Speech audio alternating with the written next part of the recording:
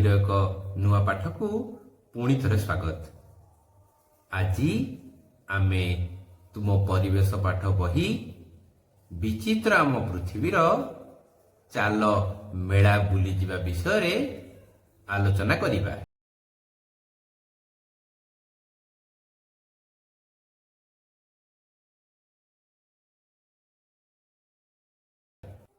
ପିଲାମାନେ, ତୁମେ ଯେତେବେଳେ ଖରା ଛୁଟି ବିଦ୍ୟାଳୟରେ ହୁଏ ତୁମେ ମାମୁଁ ଘରକୁ ଯାଅଟି?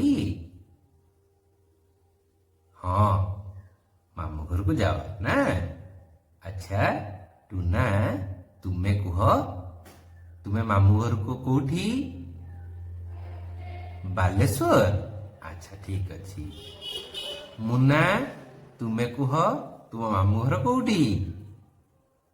ଆଚ୍ଛା ଜଗତସିଂହପୁର। ଠିକ ଅଛି।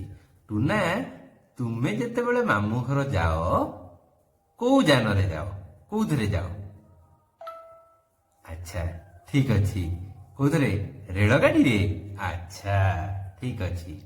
ମୁନା, ତୁମେ ଯେତେବେଳେ ମାମୁଁ ଘରକୁ ଯାଅ କୋଉ ଯାନବାହନରେ ଯାଅ? ଆଚ୍ଛା, ଓହୋ, ବାପା ଛାଡ଼ି ଦିଅନ୍ତି ବସ୍ ଷ୍ଟାଣ୍ଡରେ, ବସରେ ଯାଅ। ଠିକ ଅଛି। ପିଲାମାନେ, ଖରା ଛୁଟିରେ ମାମୁଁ ଘରକୁ ଗଲାବେଳେ ସାଥିରେ କଣ କଣ ସବୁ ପିଲାମାନେ ତୁମେ ନିଅ? ଆଚ୍ଛା, ସାର୍ଟ, ପ୍ୟାଣ୍ଟ, ଚକଲେଟ, ଆଚ୍ଛା, ବ୍ରଶ, ଖେଳନା ବି ନିଅ?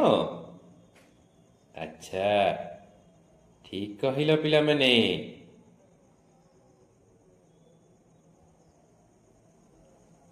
ପିଲାମାନେ କହିଲ, ଯିବା ପୂର୍ବରୁ କଣ କଣ ସବୁ କର? କୁନି, ତୁମେ କୁହ। ସାର୍ଟ ପ୍ୟାଣ୍ଟ ସଜାଡୁ। ଠିକ କହିଲ। ଖାଇବା ଜିନିଷ ସଜାଡ଼ିକି ନଉ। ବାଃ, ବହୁତ ବଢିଆ ପିଲାମାନେ। ଆଚ୍ଛା,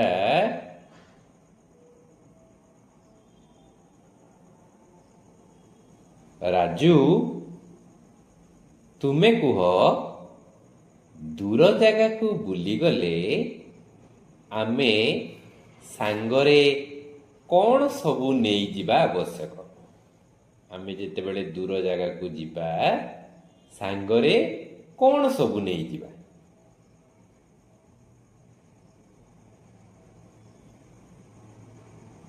ପାଣି ବୋତଲ। ଠିକ କହିଲ। ଖାଇବା ଜିନିଷ। ବାଃ, ବହୁତ ବଢିଆ ଉତ୍ତର ଦଉଛ। ପୋଷାକ ପତ୍ର, ଔଷଧ, ଟଙ୍କା ବି ନବା। ଠିକ କହିଲ। ଫୋନ ଆଉ ଖେଳନା ବି ନବା ନା? ବହୁତ ବଢିଆ ପିଲାମାନେ। ପିଲାମାନେ, ତୁମ ପରି ଦୁଇଟି କୁନି କୁନି ପିଲା ଅନିତା ଓ ସ୍ମିତା ଦିନେ ମେଳା ବୁଲି ବାହାରିଲେ। ପିଲାମାନେ କହିଲ, ସେମାନେ ମେଳାକୁ କିପରି ଯାଇଥିବେ? ହଁ ହଁ କୁହ। ହଁ, ସେମାନେ ବାଇକ୍, ଅଟୋ, କାର କିମ୍ବା ବସରେ ଯାଇଥିବେ। କିନ୍ତୁ ଅନିତା ଓ ସ୍ମିତାଙ୍କ ଘରଠାରୁ ମେଳା ଦୂରରେ ହେଉଥିଲା, ତେଣୁ ସେମାନେ ବସରେ ଗଲେ। ପିଲାମାନେ କହିଲ, ଦୂର ସ୍ଥାନକୁ ଯିବା ପୂର୍ବରୁ ଆମେ ପ୍ରସ୍ତୁତ କରିବା କାହିଁକି? କାହିଁକି ପ୍ରସ୍ତୁତି ହେବା?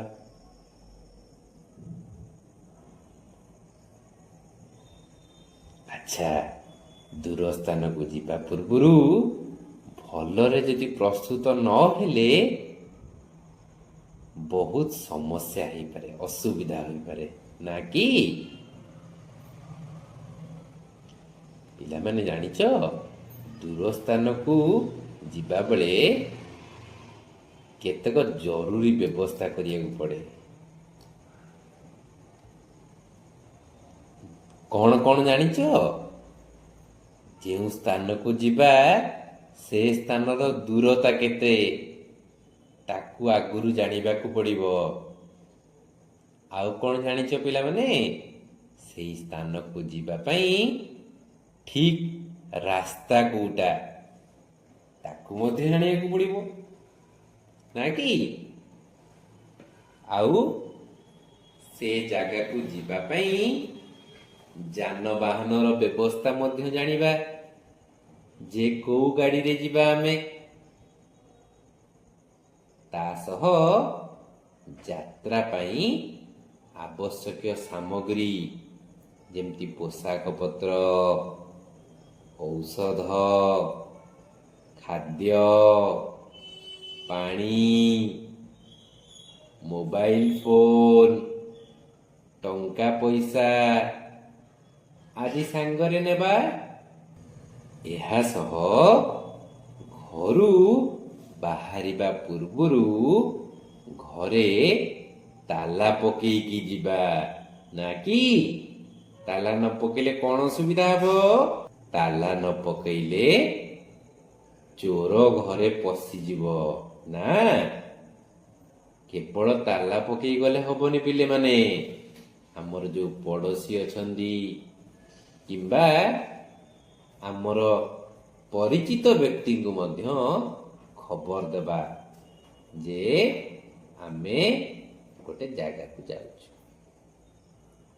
ପିଲାମାନେ କହିଲ ଦେଖି, ଆମେ ସାଙ୍ଗରେ ଔଷଧ କାହିଁକି ନେଉ? ହଁ, ଠିକ୍ କହୁଛ। ବାଟରେ ହଠାତ୍ ଦେହ ଖରାପ ହେଲେ ଔଷଧ କାମରେ ଆସିବ, ଆମେ ଔଷଧ ଖାଇବା ନା। ପିଲାମାନେ ଜାଣିଛ, ଯିବା ପୂର୍ବରୁ ଘର କାହିଁକି ତାଲା ପକେଇବା? ହଁ, ନହେଲେ ଚୋର ପଶିଯିବାର ସମ୍ଭାବନା ଅଛି, ଜିନିଷ ସବୁ ଚୋରି କରିଦିବ। ସେଇଭଳି ତୁମ ପରି ଦୁଇଟି କୁନି କୁନି ପିଲା ଅନିତା ଓ ସ୍ମିତା ଦିନେ କ'ଣ ହେଇଛି, ମେଳା ବୁଲିବା ପାଇଁ ବାହାରିଛନ୍ତି। ମେଳା ବୁଲିବା ପାଇଁ ତାଙ୍କ ସହିତ ତାଙ୍କ ଜେଜେମା ବାହାରିଛନ୍ତି। ତାଙ୍କର ବୋଉ ମଧ୍ୟ ଅନିତା ଓ ସ୍ମିତା ସହ ମେଳା ବୁଲିଯିବେ। କିନ୍ତୁ ମେଳା ବୁଲିଯିବା ପୂର୍ବରୁ ଅନିତା ଓ ସ୍ମିତା ପୂର୍ବ ପ୍ରସ୍ତୁତି କରିଛନ୍ତି। ସେମାନେ ବ୍ୟାଗରେ ଆବଶ୍ୟକ ସାମଗ୍ରୀ ଗୁଡ଼ିକ ରଖିଛନ୍ତି।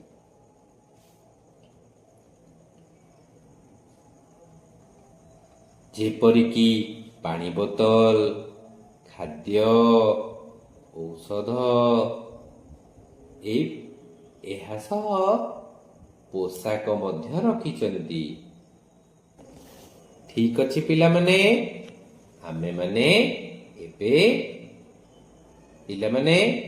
ଏବେ ତ ଆମେ ପାଠ ବିଷୟରେ ଜାଣିଗଲେ। ଏବେ ମୁଁ ତୁମକୁ କିଛି ପ୍ରଶ୍ନ ପଚାରୁଛି, ମୋତେ ଉତ୍ତର ଦବ। କହିଲ ପିଲେ, ଦୁଇ ଭଉଣୀଙ୍କର ନାମ କ'ଣ ଥିଲା? ହଁ, ଠିକ୍ କହିଲ, ଅନିତା ଓ ସ୍ମିତା। ବହୁତ ସୁନ୍ଦର, ବଢିଆ ମନେ ରଖିଛ ପିଲାମାନେ। ଆଚ୍ଛା କହିଲ ପିଲାମାନେ, ଅନିତା ଓ ସ୍ମିତା ମେଳାକୁ କେଉଁଥିରେ ଗଲେ? ହଁ, ମନେ ପକାଅ। ଠିକ୍ କହିଲ, ବସରେ ଗଲେ। ମେଳାରେ ଯିବା ପୂର୍ବରୁ ସେମାନେ ସାଙ୍ଗରେ କଣ କଣ ନେଇକି ଗଲେ? ରାଜୁ, ତୁମେ କୁହ। ଠିକ କହୁଛ, ଔଷଧ, ଖାଦ୍ୟ ପଦାର୍ଥ। ବହୁତ ବଢିଆ। ପିଲାମାନେ, ଆଜି ତ ଆମେ ପାଠର ଆଲୋଚନା କରିଦେଲେ। ଏବେ ମୁଁ ତୁମ ପାଇଁ କିଛି କାମ ଦଉଛି, ତୁମେ ଘରେ କରିକି ଆଣିବ। ପିଲାମାନେ, ସମସ୍ତଙ୍କ ଗାଁରେ କିଛି ନା କିଛି ତ ମେଳା ହେଉଥିବ ନିଶ୍ଚୟ, ହୁଏ ନା? ଠିକ ଅଛି, ତୁମ ଗାଁ ମେଳାକୁ ଯିବା ପୂର୍ବରୁ କିପରି ପ୍ରସ୍ତୁତ ହୁଅ ଲେଖ। ପିଲାମାନେ, ଆଜିର ଏହି ପାଠ ସାହାଯ୍ୟରେ ଆମେ ଅନିତା ଓ ସ୍ମିତା ମେଳା କଥା ଜାଣି ବହୁ ଖୁସି ହେଇଛନ୍ତି ବୋଲି ଜାଣିଲେ। ଏହା ସହ ମେଳାକୁ ଯିବା ପାଇଁ ମଧ୍ୟ ପୂର୍ବ ପ୍ରସ୍ତୁତ କରିଛନ୍ତି ଓ ବସରେ ମେଳାକୁ ଯିବା ପାଇଁ ପରିବାର ସହ ବାହାରିଛନ୍ତି ସେ ବିଷୟରେ ମଧ୍ୟ ଜାଣିଲେ। ଆଜି ପାଇଁ ଏତିକି, ରହିଲି। ପୁଣି ଦେଖାହବ ଆଉ ଏକ ନୂଆ ପାଠରେ, ଆଉ ଏକ ନୂଆ ବିଷୟକୁ ନେଇ। ଖୁସିରେ ଶିଖିବା ସମସ୍ତଙ୍କ ଅଧିକାର। ନମସ୍କାର।